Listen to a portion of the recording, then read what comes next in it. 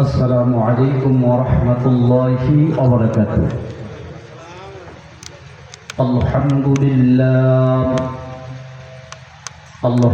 لله رب العالمين والعاقبة للمتقين والصلاة والسلام على رسوله الكريم وعلى آله وأزواجه وذرياته وأهل بيته والناس أجمعين.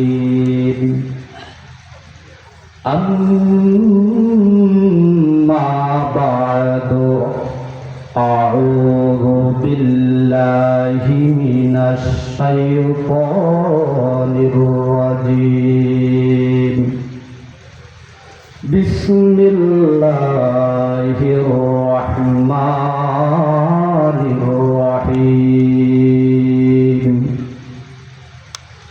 واعبدوا الله ولا تشركوا به شيئا وبالوالدين إحسانا.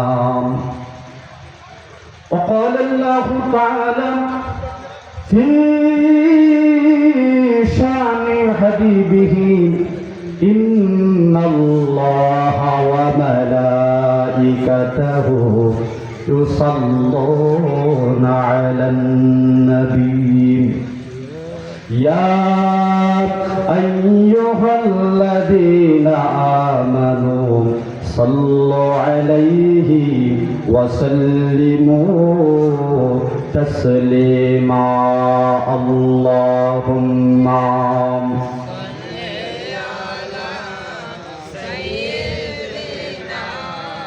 مولانا محمد وعلى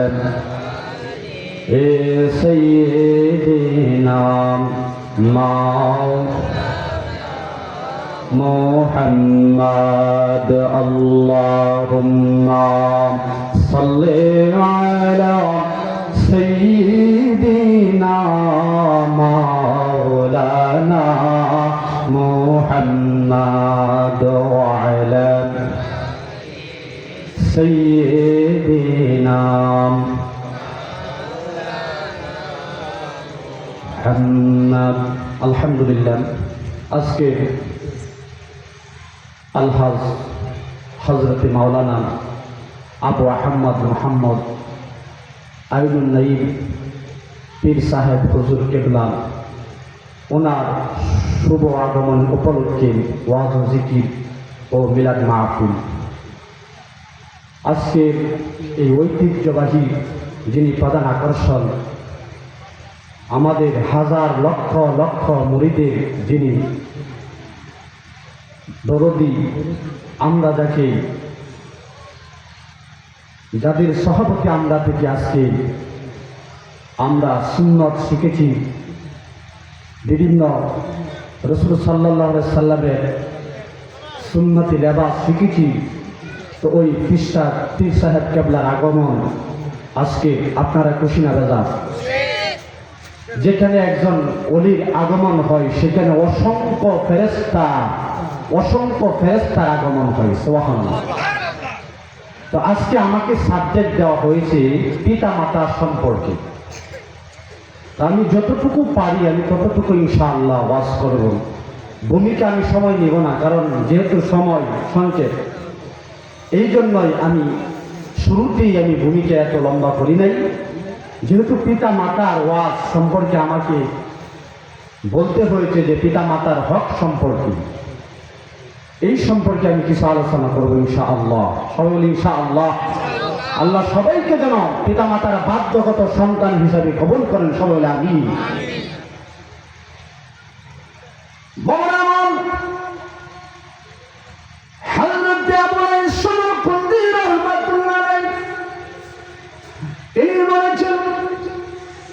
পিতা মাতার উপরে সন্তানের 15টি হক রয়েছে। কয়টি হক?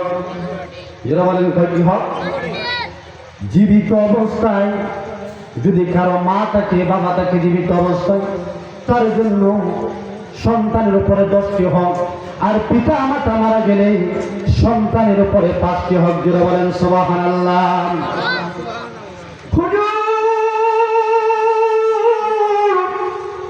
ও আমার মুরব্বি বাবারা, খুব গভীর মনোযোগ দিয়ে আলোচনা শুনবেন বাবা। আমি জানি না কার আব্বা না, কার আম্মা না, কার আব্বা না জানি খবরের আলাদা গ্রেফতার হয়ে আছে, কার বাবা না জানি খবরের মধ্যে গ্রেফতার হয়ে আছে। যে মা বাবার সম্পর্কে আমার নবী, আপনার নবী কঠোর হাদিস বর্ণনা করেছেন বাবা। আমি পিতা মাতার 15টি হক সম্পর্কে আপনাদেরকে বলবো, খুব মনোযোগ দিয়ে শুনবেন বাবা।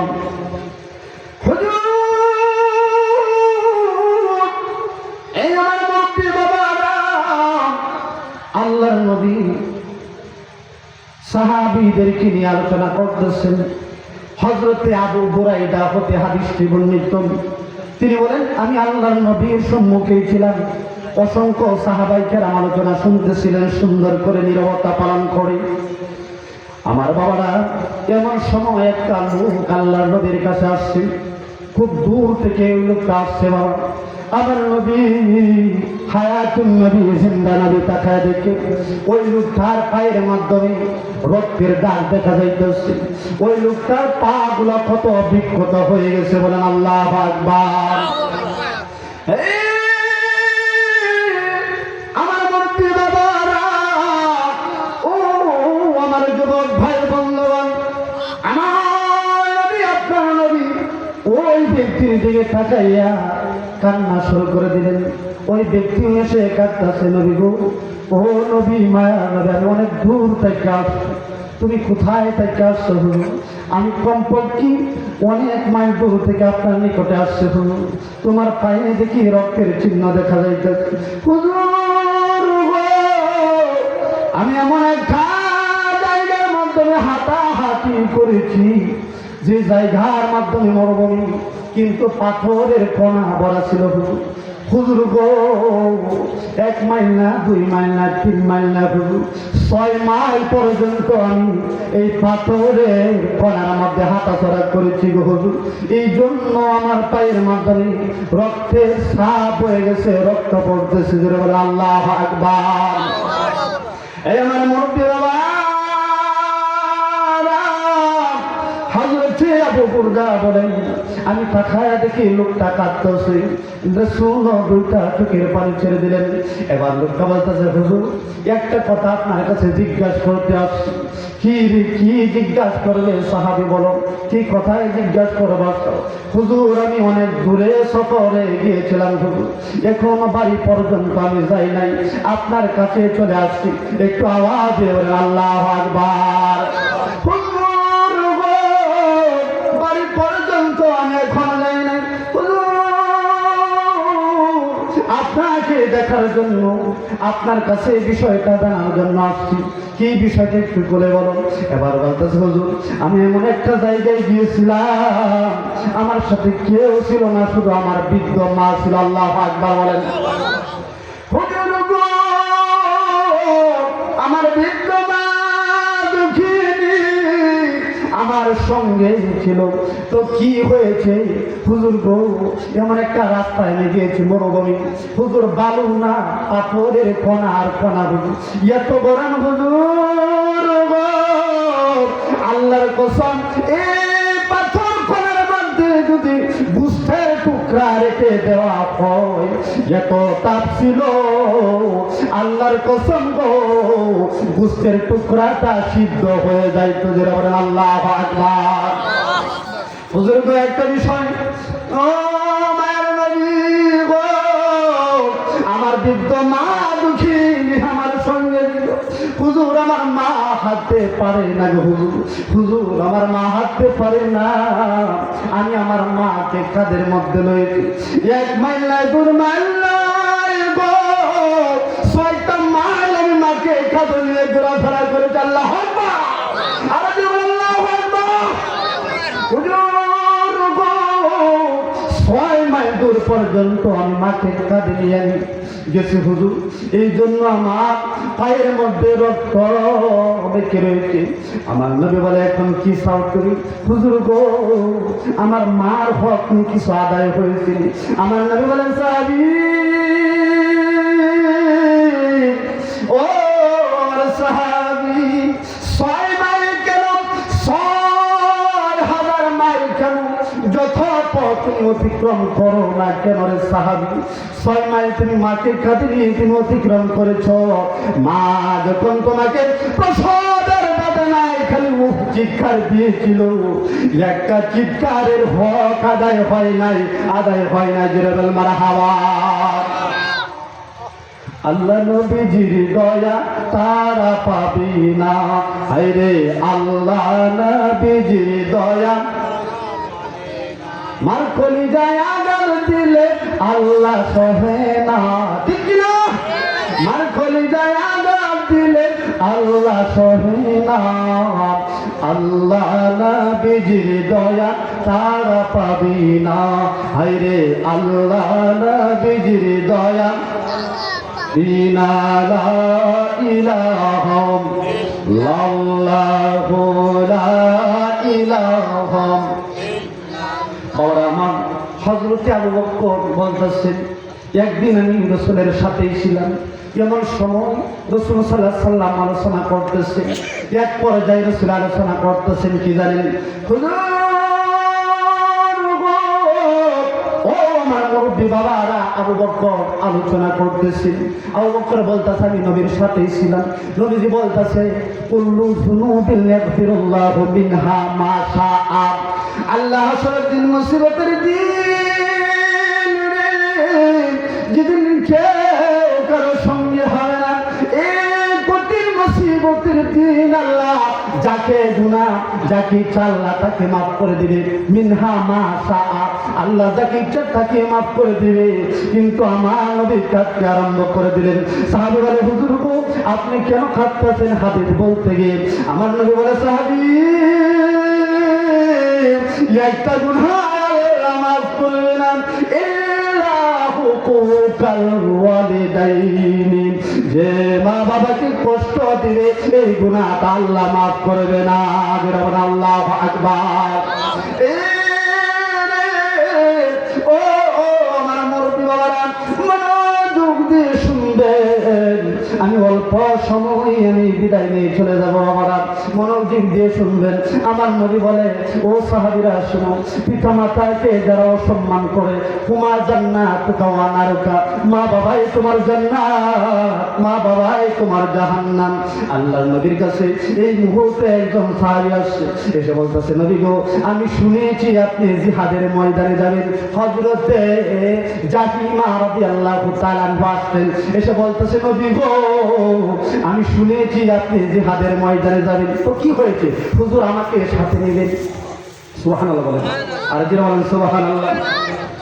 আদার ঘরের চাঁদ যে তুমি, তুমি ভোরের আলো, তোমায় যখন দেখি আমার মন হয়ে যায় ভালো, ঠিক না? আদার ঘরের চাঁদ যে তুমি, তুমি ভোরের আলো, তোমায় যখন দেখি আমার মন হয়ে যায় ভালো।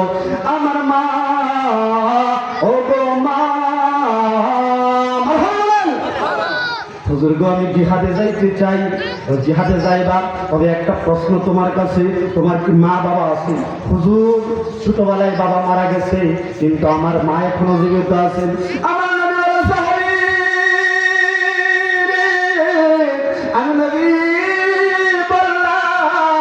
তোমার মা জীবিত আছে, যাও যাও, তুমি মায়ের কাছে চলে যাও। আল্লাহু আকবার বলেন।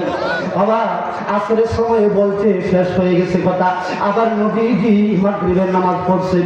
মাগরিবের নামাজে দাঁড়ায় একবার বলতেছে, হুজুর গো, আমি শুনেছি আল্লাহর রাস্তায় জিহাদ হইলে ওদেরকে আল্লাহ জীবিত রাখে কবরের মধ্যে, কবরের মধ্যে জান্নাতি খাবার তাদেরকে খাওয়ায়। হুজুর গো, আমি জিহাদ করে মরতে চাই, শহীদ হতে চাই। আল্লাহ হয় না, আমার নবী আপনার নবী ওই সাহাবীর দিকে তাকায়া বললেন, সাহাবী রে, তোর মা জীবিত আছে? হুজুর গো, মা জীবিত আছে। আমি নবী বললাম, তুমি মার কাছে চলে যাও। এইভাবে বাবা এশার নামাজ রাসূল পড়ছে, এশার নামাজ রাসূল পড়ে আবার যখন শুরু করলেন, আবার দাঁড়ায় বলে, হুজুর গো, আমি আপনার কাছে জিহাদে যাইতে চাই। আল্লাহু আকবার বলেন। হুজুর গো, আমি আপনার সাথে জিহাদে যাইতে চাই। আমার নবী বলে, সাহাবী, একবার বললা, দুইবার বললা, তিনবার বললা, চারবার কেন, পাঁচবার কেন, 1000 বার বললে আমি রাসূল বলবো তোমার মার কাছে ফেরত যাও। একটু আওয়াজে বলতে হবে সুবহানাল্লাহ। এখানে খারাপ বানাই, খারাপ মানাই রে বাবারা। আমি জানি না কে না জানি মা হারা হয়ে গেছে রাতের গভীরে। এখন মুরব্বী বাবারা কান্দে, কে কান্দে না?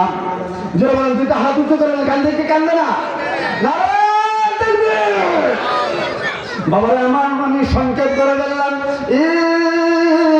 15টা হক আমাদেরকে জানতে হবে। আমি শেষ করে দিলাম। 15টা হক কি? জীবিত থাকা অবস্থায় সন্তানের উপর 10টা হক।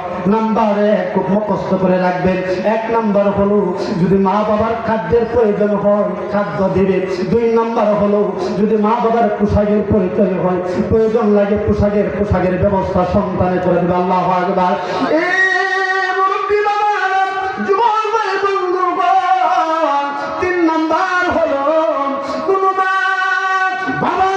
সন্তানকে ডাকের সাথে সাথে হাজির হতে হবে। যারা বলেন সুবহানাল্লাহ, লা ইলাহা